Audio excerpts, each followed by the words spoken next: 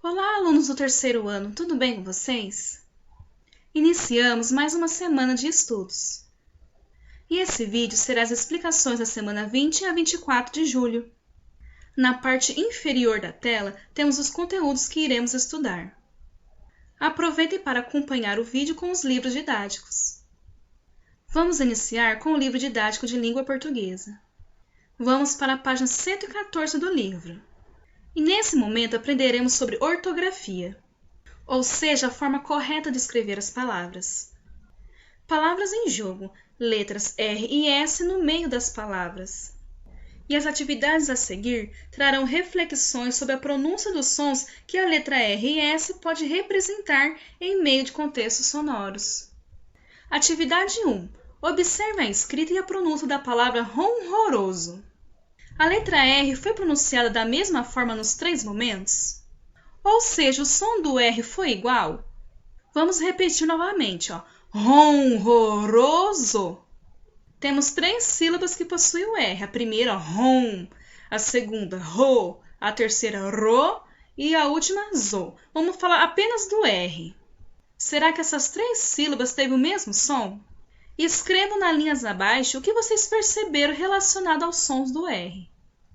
Após essa atividade, teve uma informação. Geralmente, a letra R no meio de palavras é pronunciada como R brando. R brando significa um R mais fraco. Na atividade 2, iremos compreender melhor sobre os sons do R, o R com som mais forte e o R com som mais fraco, ou com som brando. 2. Compare as palavras. Pintem de azul a letra R pronunciada como R forte e circulem de amarelo a letra R pronunciada como brando. Temos nessa atividade 9 palavras, todas elas contendo a letra R. Porém, cada palavra tem um som diferente, ou é o R forte ou é o R brando, que é o R fraco. A palavra que conter o som do R forte, vocês pintarão a letra R dessa palavra de azul. E as palavras que conter o R brando, ou seja, o R mais fraco no som, vocês circularão esse R de amarelo. Embaixo dessas palavras temos mais uma atividade. Está escrito assim. Agora, observe as palavras em que a letra R ficou com o som forte e completem. Então, aqui vocês vão olhar para a atividade 2 e perceber o que ocorre de semelhante em todas as palavras que vocês pintaram o R de azul. Tá bom? Continuando, a letra R ficou com um som forte no meio da palavra, depois de. Aqui vocês preencherão com 2 sílabas. Leiam com bastante atenção as palavras com o R forte. Prestem atenção na sílaba que vem antes desse R forte. Em todos os casos do R forte, essas sílabas irão se repetir. Vocês vão escrever elas nessas 2 lacunas. Atividade 3. Agora leiam as duplas de palavras. Agora iremos refletir sobre os sons do S. Prestem atenção. Casado, cansado, peso, penso. Então, temos aqui 2 colunas, né? Primeira coluna, o som ficou mais fraco do S, casado, peso. Na segunda coluna, temos o som mais forte do S, cansado, penso. Em seguida, temos a atividade A e B. Atividade A.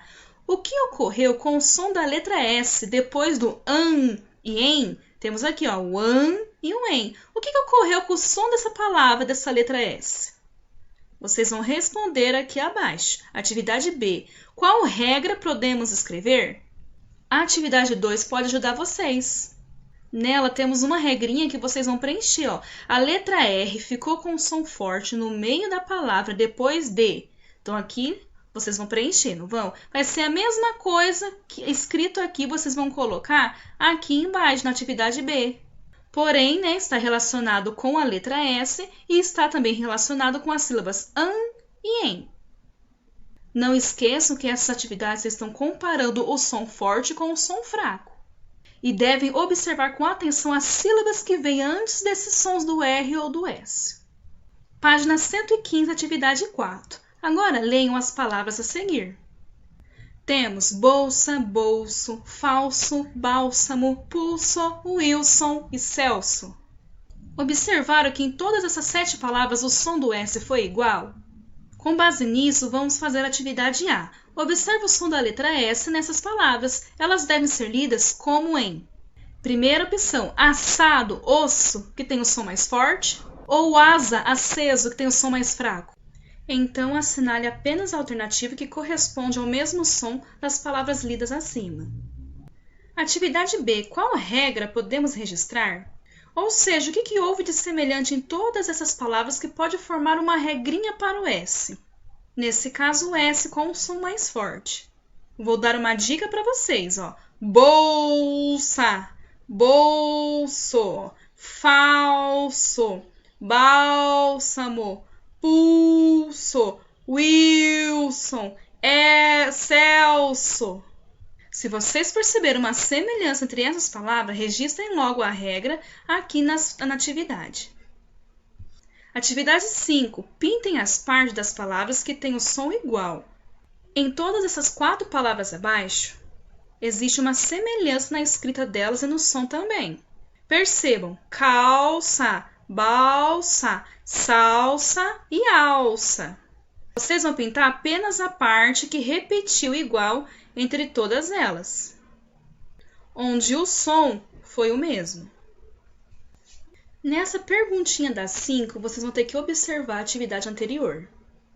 Nas palavras da atividade 4, antes do S tivemos aqui, ó, ol, ao, il e el, não tivemos? Na atividade 5 também. Mas será que todas essas palavras foram escritas com S, ó, calça, balsa, salsa e alça? Todas foram escritas com S, igual na atividade anterior? Pensem bem e respondem a lacuna com sim ou não. Atividade 6. S ou R? Qual é a única palavra diferente do conjunto? Complete e descubra. Primeiro, vocês vão completar todas essas palavras com o S ou com o R, de acordo com o seu significado. Após realizar essa atividade, vocês vão encontrar uma palavrinha que foi diferente nelas. Após encontrar, vocês vão preencher aqui embaixo a palavra é e irão escrever a palavrinha. Atividade 7. Completem as palavras abaixo com S ou C cedilha, depois leem em voz alta. Para realizar essa atividade, devemos saber um pouco sobre as regras do C cedilha. Uso correto do C cedilha. Então, onde devemos usar C cedilha? Usar antes das vogais A, O e U.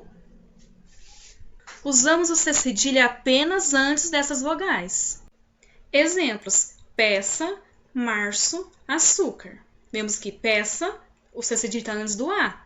Março, o C cedilha está antes do O. Açúcar, o C cedilha está antes do U. Segunda regra do C cedilha: não usar antes de E e I. Por que será? Quando a letrinha C está antes do E ou antes do I, ela já tem o som do S. Então, não precisamos colocar o cedilha nesse C, porque ele já tem o som do S. Ou seja, o cedilha ele serve para transformar a letra C no som de S. Olha aqui o primeiro exemplo, peça. Se não tivesse cedilha, ficaria peca. Mas para transformar esse C em som de S, colocamos o cedilha e ficou peça.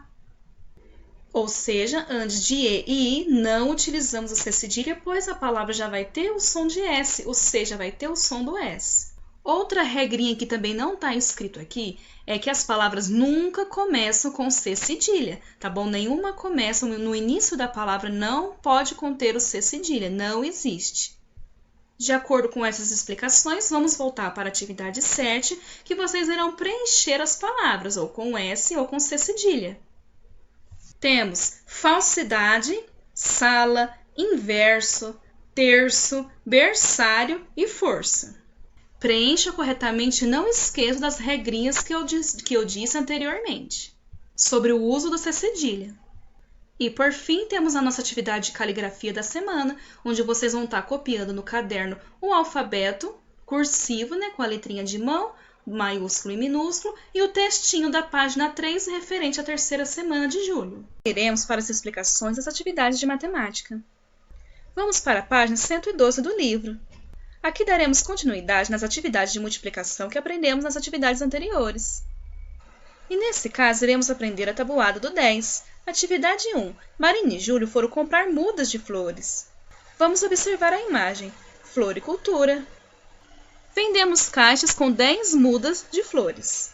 Ao chegarem na floricultura, Júlio disse: em uma caixa há 10 mudas. Se comprarmos então 2 caixas de mudas, vamos comprar 20 mudas no total, pois 10 mais 10 é igual a 20, ou 2 vezes 10 é igual a 20. Marina respondeu: e se comprarmos 3 caixas, serão 30 mudas no total, pois 10 mais 10 mais 10 é igual a 30, ou 3 vezes 10 também é igual a 30. De acordo com as explicações de Marina e Júlio, que envolve a tabuada do 2, vamos completar as lacunas abaixo na atividade, respondendo então, dando continuidade na tabuada do 10. Sabemos que 10 vezes 1 é 10. 10 vezes ele 2 vezes é 20. 10 vezes ele 3 vezes é 30. Então, agora vamos dar continuidade. Então, vamos lá. Complete as lacunas para relacionar o número de caixas e de mudas. Atividade A. Temos o 10 repetindo 4 vezes. 10 mais 10 mais 10 mais 10. Ou seja, aqui vocês irão colocar 4 vezes o 10, que é igual a 40. Pois 10 mais 10 é 20, com mais 10 é 30, com mais 10 40. Em 4 caixas há 40 mudas. De acordo com esse modelo, vocês farão as atividades até a atividade G. Todas essas multiplicações fazem parte da tabuada do 10. Página 113. Atividade 2. Qual será o total de mudas se Marina e Júlio não comprarem nenhuma caixa represente usando a multiplicação? Ou seja, 0, porque nenhuma caixa é 0 vezes 10. Qual será a nossa resposta? Montem essa multiplicação e coloquem a resposta ao lado. Atividade 3. Se Marina e Júlio comprarem 11 caixas, quantas mudas eles vão comprar? Complete para descobrir. Aqui vocês irão completar as lacunas com 10, repetindo assim 11 vezes. Depois é só contar de 10 em 10 que vocês vão achar o resultado total. Ou 11 vezes 10, aqui também vocês colocarão o resultado total. Atividade 4. Veja como Marina pensou para calcular 8 vezes o 10. 8 vezes o 10 é o mesmo que 8 vezes uma dezena, que são 8 dezenas ou 80 unidades. 8 vezes 10 é igual a 80.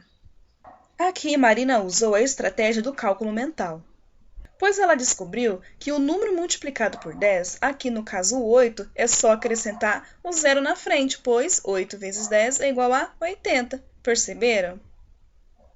Seguindo essa mesma estratégia, vocês vão fazer as atividades seguintes. Faça como Marina e calcule mentalmente as seguintes multiplicações.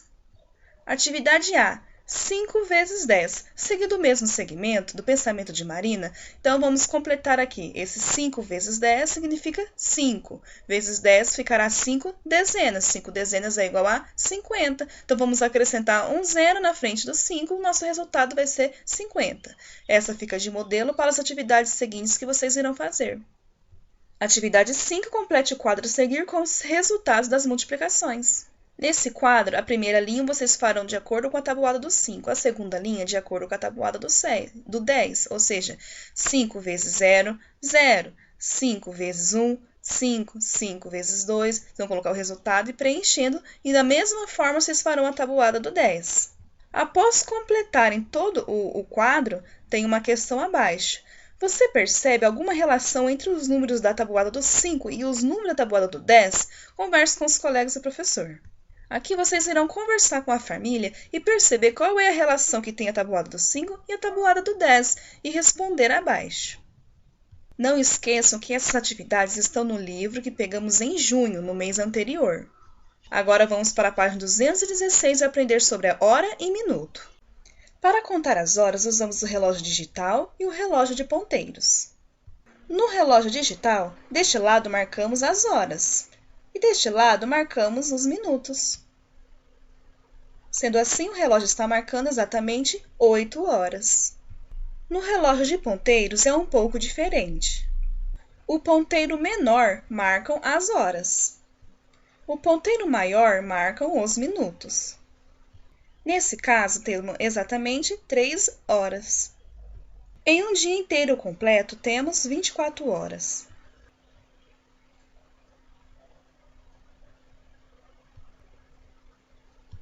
A cada 1 hora temos 60 minutos. Vejam que o relógio é composto por números de 1 a 12. E para marcar um dia ou 24 horas, o ponteiro menor precisa dar 2 voltas completas no relógio. Agora, veja que o ponteiro menor, que marca as horas, está apontando para o número 2, e o ponteiro maior, que marca os minutos, está apontando para o número 12. Isso significa que são exatamente 2 horas. Toda vez que o ponteiro maior estiver apontando para o 12, vamos ter horas exatas. Observem. Aqui temos uma hora exata. O ponteiro menor está indicando para o 7 e o maior para o 12, ou seja, que horas são? São 7 horas. Agora temos o ponteiro de horas, que é o menor, marcando para o 9, e o ponteiro maior de minutos marcando para o 12. Que horas são? São 9 horas. Agora vejam que tanto o ponteiro de horas, que é o menor, quanto o ponteiro maior de minutos, está os dois marcando para o número 12. Que horas são? São 12 horas. Ou meio-dia, se estiver dia. Ou meia-noite, se estiver noite. Agora vamos falar sobre os minutos. Já sabemos que os minutos são formados pelo ponteiro maior. Agora iremos aprender que podemos contar os minutos de 5 em 5 minutos. Vejam. 5, 10, 15, 20, 25 minutos, 30, 35, 40, 45, 50 e 55 minutos. Agora que aprendemos as horas e os minutos, vamos analisar que horas estão marcando. Sabemos que o ponteiro menor, que são as horas, está marcando para o 6. E o ponteiro maior, que é o dos minutos, está marcando para 1. Lembrando que os minutos são contados de 5 em 5. Então, daqui até aqui é 5, aqui 10, aqui 15, 20, 25, até os 55 minutos. Pois quando damos a volta completa, quando chega aqui, é marcado 60 minutos. Então, temos aqui o horário. Que horas são? O relógio está marcando 6 horas e 5 minutos. Agora observe essa imagem. O ponteiro de horas está indicando para o 9. O ponteiro maior dos minutos está apontando para o 2. Lembrando que os minutos são contados de 5 em 5 minutos. Qual será o minuto representado pelo número 2? Ou seja, que horas são? São 9 horas e 10 minutos. Após essa breve explicação sobre hora e minutos, vamos voltar para a página 216 do livro de matemática. Atividade 1. Para marcar o tempo, podemos usar as horas e os minutos. Uma hora é dividida em 60 partes iguais. E a cada uma dessas partes corresponde a 1 minuto. Ou seja, uma hora, que é a volta completa que um ponteiro maior dá no relógio, equivale a 60 minutos, ou uma hora é igual a 60 minutos. Com base nas explicações anteriores, vamos analisar o relógio e o horário que ele está indicando. Aprendemos que quando o ponteiro de minutos, que é o maior, está apontando para o 12, temos uma hora exata. Se o ponteiro menor está apontando para o 1, então temos exatamente uma hora. Brincar, comer e escovar os dentes. Quanto tempo do dia você gasta realizando cada uma dessas atividades? Converse com os colegas e professor. Nessa atividade, vocês não precisam estar escrevendo, tá bom? Apenas faça uma reflexão em que o tempo relacionado à hora e minuto faz parte do nosso dia a dia. Temos horário para dormir, horário para acordar, horário para comer, tomar banho, horário para ir para a escola. Ou seja, aprender o tempo e aprender as horas é fundamental. Vamos para a atividade 2. Veja o horário em que Daniela e Gustavo saíram de casa para brincar no parque e responda as questões. Essa é uma atividade muito fácil. Observe aqui o relógio, sabemos que tem um horário exato, lembram? Então, de acordo com o horário que eles saíram para o parque e o horário que está marcando o relógio, vocês vão responder as atividades seguintes. Atividade A. Para qual o número o ponteiro maior do relógio está apontando? Então, vocês vão colocar aqui o número que ele está apontando. Atividade B. Para qual o número o ponteiro menor do relógio está apontando? Então, vocês irão responder. E, enfim, a atividade C, vocês irão colocar exatamente o horário que está marcando o relógio. Página 217. Temos aqui a atividade 3, com 2 relógios com horários diferentes para a gente analisar. Marisa foi visitar um museu com o pai. Veja o horário em que eles saíram de casa e o horário que chegaram ao museu. O primeiro relógio indica o horário em que eles saíram de casa. Que horas são? Observem bem. O segundo relógio está marcando o horário que eles chegaram no museu. Que horas são? Perceba que o ponteiro de horas está marcando no mesmo lugar. O que andou foi o ponteiro de minutos. Sendo assim, vamos para as atividades. Atividade A. A que horas Marisa e o pai saíram de casa? Então, o horário que está marcando aqui, vocês vão preencher a lacuna. Atividade B. Marisa e o pai chegaram ao museu às 11 horas e 30 minutos. Quantos minutos se passaram desde que eles saíram de casa até chegar ao museu? Ou seja, com o ponteiro do 12 até chegar no 6, que indica 30 minutos ou meia hora, quantos minutos se passaram? Vocês irão preencher nessa lacuna. Metade de 1 hora ou meia hora equivale a 30 minutos. Atividade 4. Observe o relógio ao lado e responda as questões. Então, temos aqui o relógio indicando 1 hora ou uma determinada hora. Observe com atenção e responda as atividades. Atividade A. Qual é a posição do ponteiro menor, ou seja, para que número ele está indicando? Vocês respondam aqui. Vale ressaltar que o ponteiro menor ele não está indicando exatamente nem para o 2 e nem para o 3. Então, percebam onde ele está indicando e respondam a atividade A. Atividade B. Para qual número o ponteiro maior está apontando? Então, colocam um número na lacuna da atividade B. Atividade C. Se o ponteiro maior, que está no 6, vai completar uma volta inteira, quando chegar novamente no 12, quanto ele já completou ao chegar ao número 6? Ou seja, o ponteiro maior estava no 12, estava? Ele rodou até chegar no 6. Quantas voltas ele deu entre o 12 até o 6? Vocês vão preencher na lacuna a resposta. Podemos escrever o horário que esse relógio está marcando de várias maneiras. Observe. 2 horas e 30 minutos, 2 horas representando o H de horas e 30 min representando min minutos. Ou podemos escrever por extenso 2 e 30 ou 2 e meia. Pois toda vez que um minuto está apontando para 30 minutos, podemos dizer que é meia hora. Agora vamos para as explicações das atividades de ciências. Estou na página 60 do livro didático e temos aqui o texto, o desenvolvimento dos animais. Vocês lerão o texto, lerão a imagem e a legenda. Na imagem de apoio temos a ema e seus filhotes. Depois temos o segundo texto, chamado Metamorfose. Por que será que ele tem esse nome? Metamorfose significa o processo de transformação que os animais passam. Pois existem animais, tanto quanto filhotes, depois quando chegam na fase adultas, eles são muito diferentes. Ou seja, eles passam por uma transformação bastante brusca, mudando totalmente o seu físico e suas características, e esse processo é chamado de metamorfose.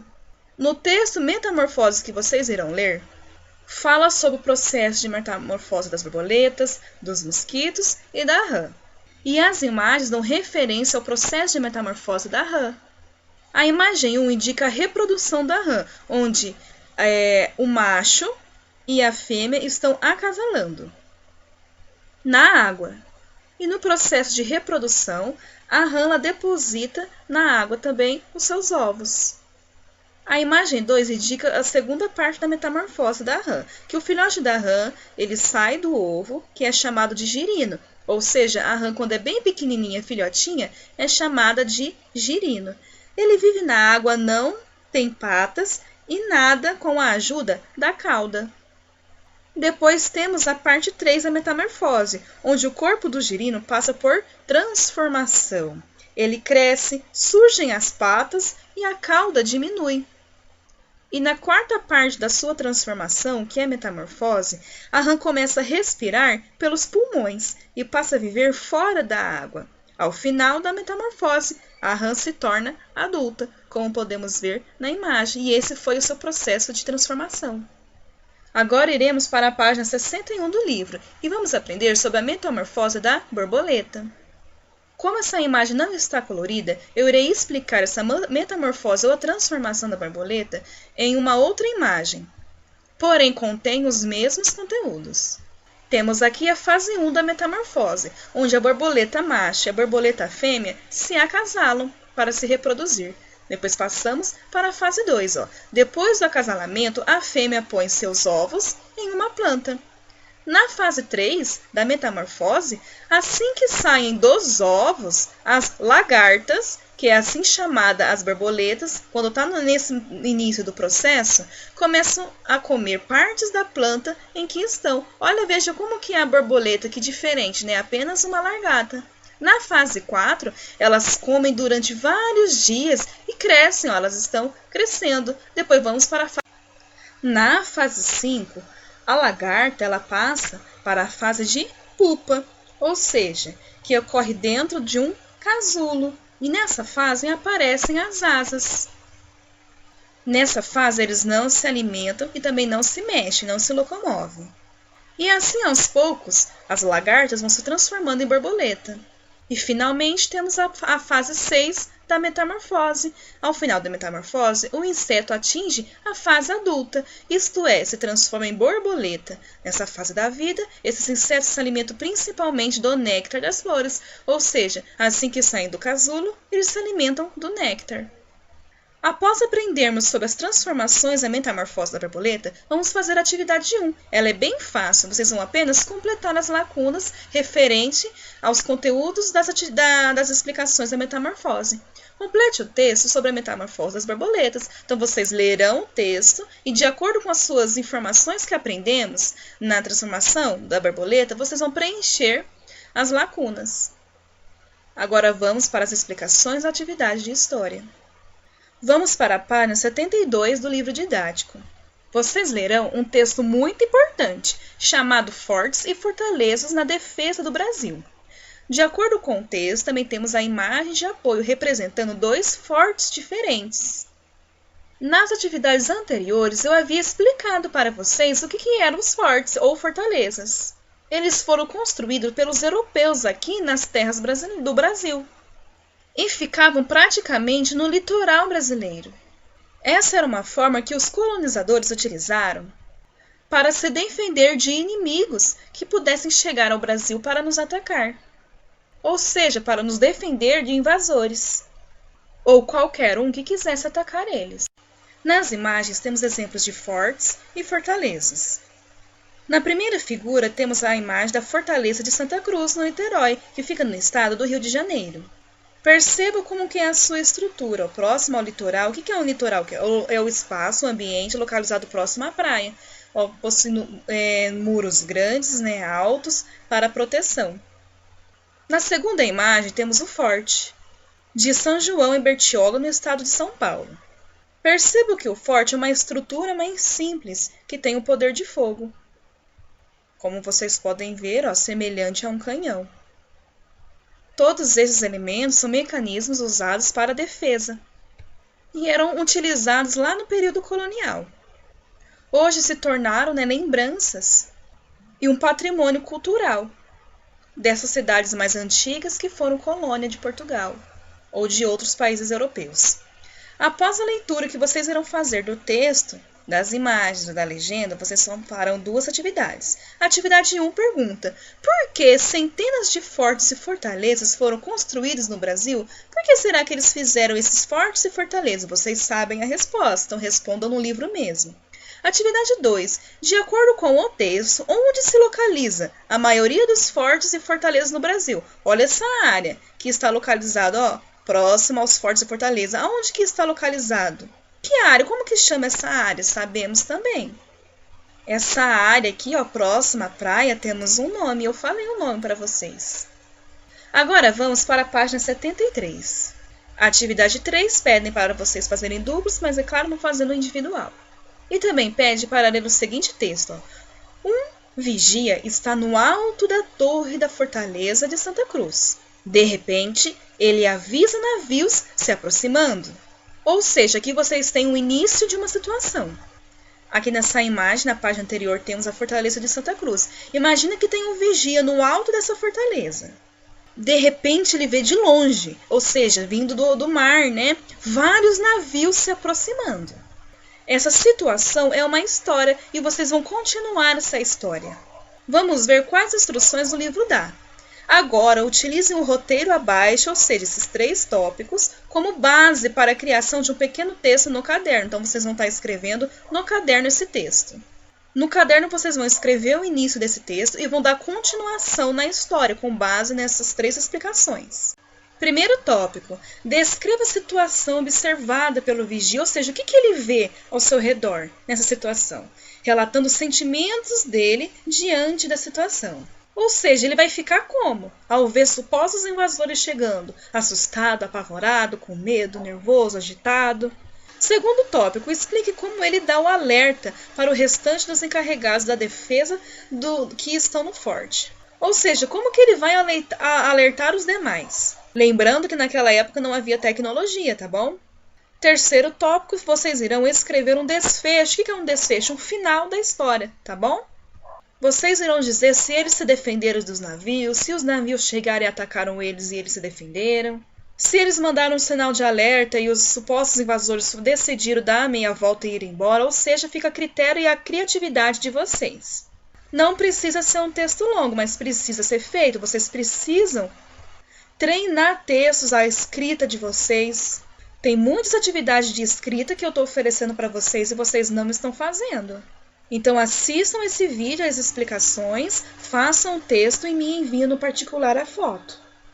Depois dessa atividade, temos um texto aqui falando a respeito ao patrimônio histórico. Sabemos aqui que é um patrimônio que faz parte da cultura, da história, da identidade de um povo, que ele pode ser tanto material quanto imaterial. Então, vocês farão a leitura desse texto, temos aqui a imagem de apoio, a sua legenda, depois temos uma perguntinha lá embaixo. Nela pergunta, quais construções históricas se destacam na cidade onde você mora? Elas estão preservadas? O que é possível fazer, nós fazer para conservar e divulgar esse patrimônio histórico? Ou seja, que elementos temos aqui em Rancharia que vocês consideram patrimônio histórico?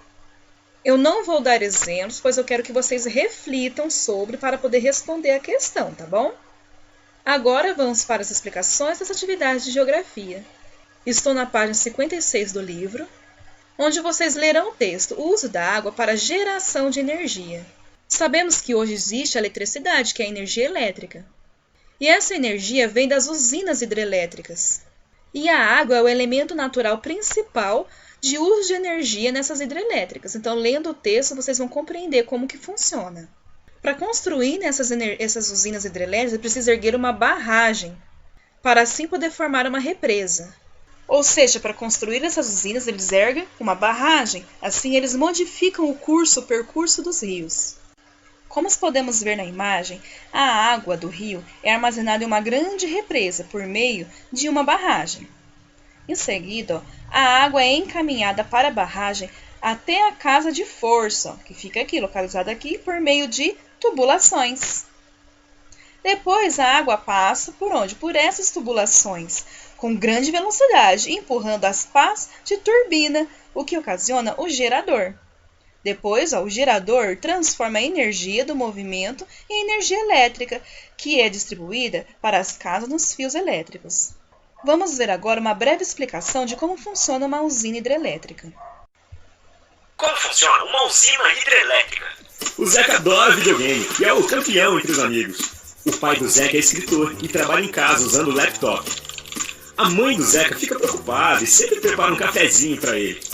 Agora, você tem ideia que o videogame do Zeca, o laptop do pai do Zeca e a cafeteira da mãe do Zeca têm em comum? A energia elétrica. De onde ela vem? Pode-se conseguir energia elétrica de várias formas. Queima de petróleo, carvão ou gás, fissão nuclear, até o movimento das águas de um rio é capaz de gerar eletricidade. É isso que faz uma usina hidrelétrica. A energia produzida em uma hidrelétrica é uma das mais limpas e seguras que existem. A emissão de poluentes é muito baixa, ao contrário do que acontece em usinas a óleo e carvão. Isso porque a matéria-prima utilizada para produzir energia é água, um combustível praticamente inesgotável.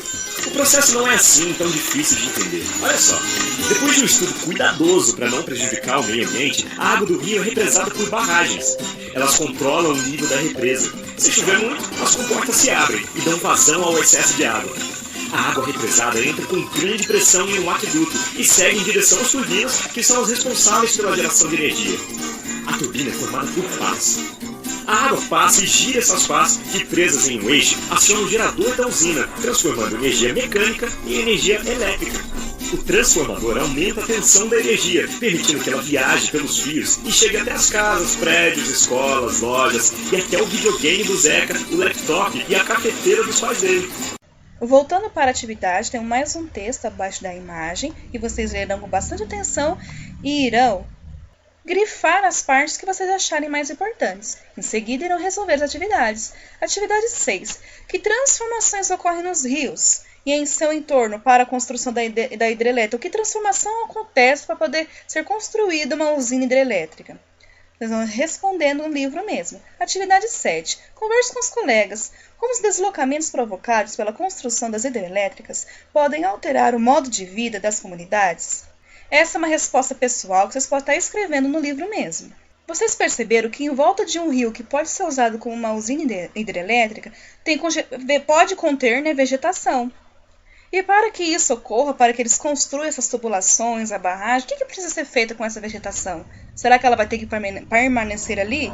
Ou a vegetação vai ter que ser retirada? E se houver casas nesses rios ou perto dessas vegetações, o que será que vão acontecer com essas famílias que moram em volta? Será que eles vão ter as suas vidas modificadas? Será que comunidades que vivem desse rio, para poder sobreviver, utilizam dele do cotidiano, será que elas vão poder continuar usando esse rio? Ou seja, são muitas reflexões que vocês podem estar fazendo e escrevendo na atividade 7. Agora vamos para a página 57 do livro. Nesta página temos um texto dando continuidade ao assunto da usina hidrelétrica e como que a vida das pessoas que moram em volta dessa usina hidrelétrica pode ser modificada. Leia com bastante atenção. Nesse trecho temos um pequeno depoimento sobre como era a vida antes de haver uma usina hidrelétrica, de um determinado local. Na imagem de apoio temos um tecido ou um bordado feito à mão. Esse bordado representa uma usina hidrelétrica. Essa faixa cinza representa o rio. Esse bordado foi feito por mulheres que não queriam que fosse construída ali uma usina hidrelétrica. Depois temos mais textos. Nessa parte fala conteúdos bastante importantes dos efeitos que tudo isso pode causar no ser humano. Com base em todas essas informações, vocês irão ler e responder as atividades 8 e 9. Agora estou na página 58 do livro, onde vocês lerão o texto Os Mares, Lagos e Oceanos. Leiam o texto com bastante atenção, pois nele falará as características que têm os mares, os lagos e oceanos e as suas diferenças. Nessa página mostra uma imagem de apoio que é o lago de Acariquara, em Manaus e Amazonas. Só que nessa imagem não conseguimos ver absolutamente nada, então eu trouxe mais imagens de apoio para vocês. Nessas fotos podemos ver mais nitidamente o lago Acariquara em Manaus, tá bom? Que fica lá no estado de Amazonas. Voltando aqui na página 58, vocês lerão a atividade 10 e irão circular apenas a resposta correta, ou mar, ou oceano, ou lago. Agora vamos para a página 59, onde vai ter o texto chamado Corpos de Água. Para analisar o mapa a cores, vamos utilizar então essa tela do texto com um mapa. Esse texto irá falar o que são os corpos de água, que em mapas eles estão sempre representados com a cor azul.